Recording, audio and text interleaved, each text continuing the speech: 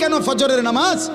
একটা বছর কোনো দিন ফজরের নামাজ পড়তে পারলা না যুবক, তোমাদের মধ্যে যারা ফজরের নামাজ পড়ো না, তোমার মতো অসভ্য, তোমার মতো নির্লজ্জ, বেহায়া, তুমি খোদার জমিনে হাঁটো কেমনে? তুমি মাটির তলে হাঁটতারো না?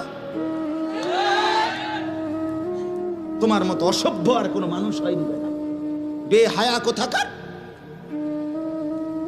আল্লাহ রসুল সাল্লাল্লাহু আলাইহি সাল্লাম বলেন তাহাজ্জুদ নামাজ, হাদিসে আছে নবীজির জামানায় একবার সাহাবীরা বললেন একজন মুসলমানের ব্যাপারে, ইয়া রাসূলুল্লাহ, এই লোক সারা রাত ঘুমায় থাকে ফজর পর্যন্ত, কোনোদিন তাহাজ্জুদ পড়ে না।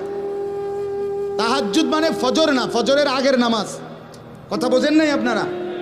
নবীজির সাথে সাথে মিশকাতে আমরা নিজে পড়ছি, আল্লাহ রসুল বললেন যালিকা রাজুলুন বালাশ শাইতানু ফি উদুনাইহি।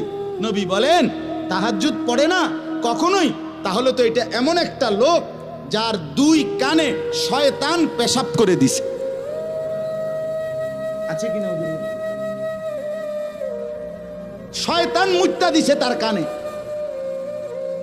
তাহলে যেই যুবক, যেই মুসলমান ছেলে মেয়ে নারী পুরুষ একটা বছর 6টা মাস কোনোদিন ফজরের নামাজ পড়ে না, নবীজির সামনে যদি এই ডাকাইতের কথা বলতো তো কি বলতো? নবীর সামনে যদি বলে ইয়া রাসূলুল্লাহ, আপনার উম্মতের এই ডাকাইতে 1 বছর কোনোদিন ফজরের নামাজ পড়ে না, তার ব্যাপারে আপনার মন্তব্য কি? তো রাসূল বলতেন, নবী শুনলে বল